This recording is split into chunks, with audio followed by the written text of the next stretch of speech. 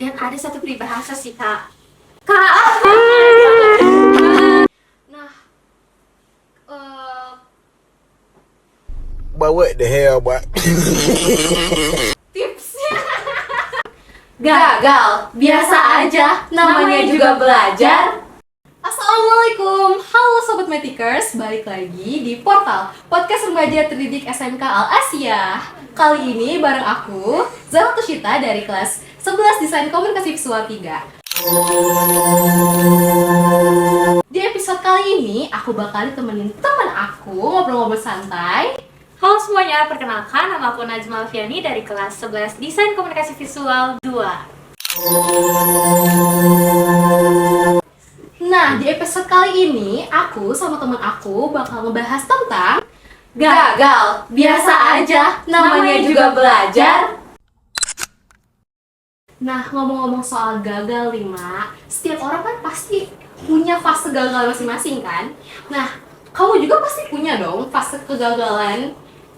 Kalau boleh tahu, apa sih fase kegagalan yang pernah kamu alamin? Fase kegagalan yang pernah aku alamin itu di kejuaraan beberapa tahun yang lalu.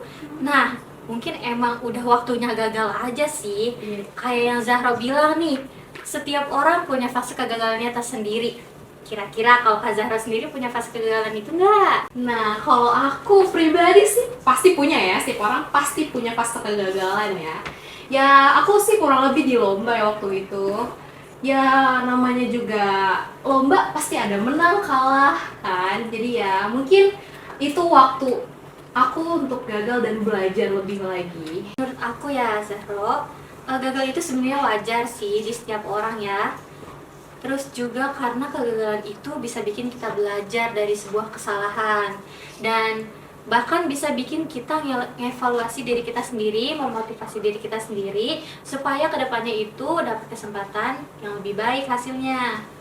Iya ya, pastinya wajar itu gagal dialami sama semua orang ya. Apalagi kalau misalnya kita baru pertama kali melakukan hal itu kan, kayak nggak mungkin kita hoki dan langsung Bener berhasil. banget Itu sih. kayak hoki itu nggak semua orang sering dapet kan. Kadang kita tuh harus ngerasain kegagalan dulu sebelum Nah keberhasilan. itu ya, pas gagal itu emang bener-bener ngajarin kita banyak Iya, hal kan. bener. Kayak kita juga nggak harus terlalu happy karena suatu keberhasilan ya dari pelajaran kegagalan itu.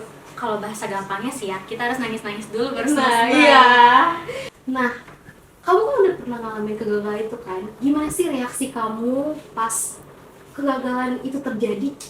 Yang pastinya rasa malu ada, sedihnya ada, kecewanya juga ada. Malunya kenapa? Karena yang namanya kejuaraan atau perlombaan itu pasti banyak banget yang nonton. Mulai dari yang kita kenal sampai yang kita nggak kenal, itu tuh ada semua di situ. Sedihnya karena di balik perjuangan aku di kejuaraan itu harus ada orang-orang yang bisa aku bahagiain melalui kejuaraan ini. Kecewanya karena waktu yang udah aku bela-belain buat latihan keras itu jadinya kayak terbuang sia-sia gitu. Kalau Kak Zahra sendiri gimana?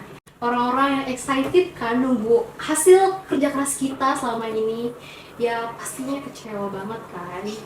Nah, kalau dari Najwa sendiri nih, reaksi orang-orang sekitar saat kegagalan itu terjadi itu gimana sih? Yang pastinya ya mereka juga ikutan sedih nggak sih? Dan pastinya ada sedikit rasa kecewa lah, karena kayak yang Zahra bilang, mereka tuh udah excited gitu sama usaha-usaha kita, dan yang harusnya hari itu adalah jadi hari keberhasilan kita, tapi kegagalan itu malah datang gitu. Ya, pasti sedih banget kan. Banget sih. Udah nunggu, ya hasilnya malah agak mengecewakan.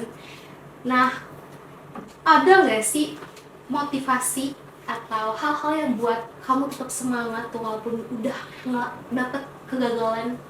Hal-hal yang bikin aku semangat ya, pastinya kayak kedua orang tua nggak sih, dan gak mungkin kayak tanpa dukungan orang tua. Masa sih kita mau segitu-segitu aja gitu loh perjalanannya.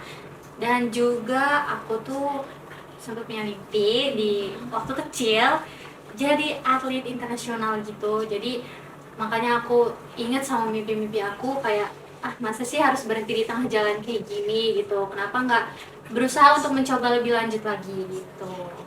Ya, pasti kalau udah punya mimpi kita punya tekad kan buat ngelakuin hal itu, buat mewujudkan hal itu Benar kan. banget. Ya dari kegagalan itu pastinya kita dapat motivasi juga buat lebih baik dan memperbaiki hal itu lagi kan.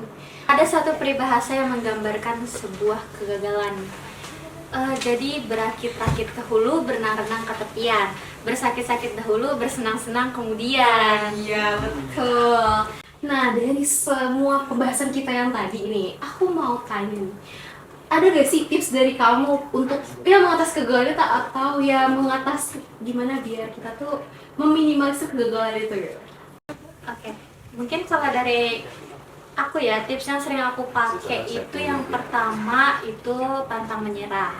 Yang kedua itu selalu menerima kegagalan dengan lapang dada.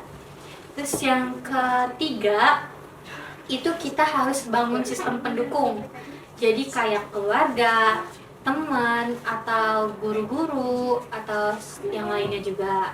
Terus yang keempat, kita harus selalu memahami kelemahan diri kita sendiri, karena nggak mungkin kita nggak tahu kelemahan diri kita sendiri gitu.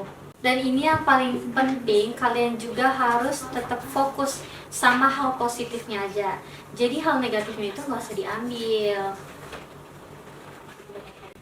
Oke, banyak ya tips dari kamu ya. Tapi ini kan tips dari aku Oh, nih. iya. Kalau tips dari Zahra sendiri gimana? Ya kalau dari aku pribadi sih sebenarnya nggak beda jauh dari apa yang kamu paparin tadi sih. Yang pastinya kita harus berpikir positif, itu yang utama. Dari kegagalan itu kita harus berpikir positif, gak boleh ya insecure atas apa yang kita alami gitu kan. Terus ya harus juga mungkin sharing-sharing ke orang tua atau orang yang udah berpengalaman di bidang itu kan. Jadi biar kita punya pengalaman lebih juga, dan pastinya kita juga harus punya support system. Itu Bener. utama ya pastinya ya. Nah, aku punya kata-kata nih buat teman-teman semua yang ada di rumah. Jangan takut gagal, takutlah kalau tidak belajar dari kegagalan tersebut. Oke, terima kasih Najma. Obrolan kali ini kayak seru banget ya, walaupun agak sedikit ya berbagi pengalaman. Kayak tegang dikit ya. Oke, sebelum nutup podcast ini nih Kak, kayaknya dari awal kita ngobrol, aku bisa narik kesimpulan nih. Apa tuh? Jadi, tolong dengerin ya sobat-sobat Mati. Oke. Jadi kegagalan itu selalu dijadikan kunci motivasi dan evaluasi. Karena siapa tahu di kemudian hari kita akan mendapat hasil yang lebih baik lagi. Oke.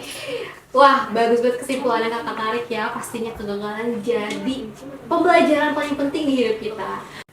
Oke, buat teman-teman semua jangan lupa like, comment, share, and subscribe channel OSIS MPK Asia kita ya. Dadah!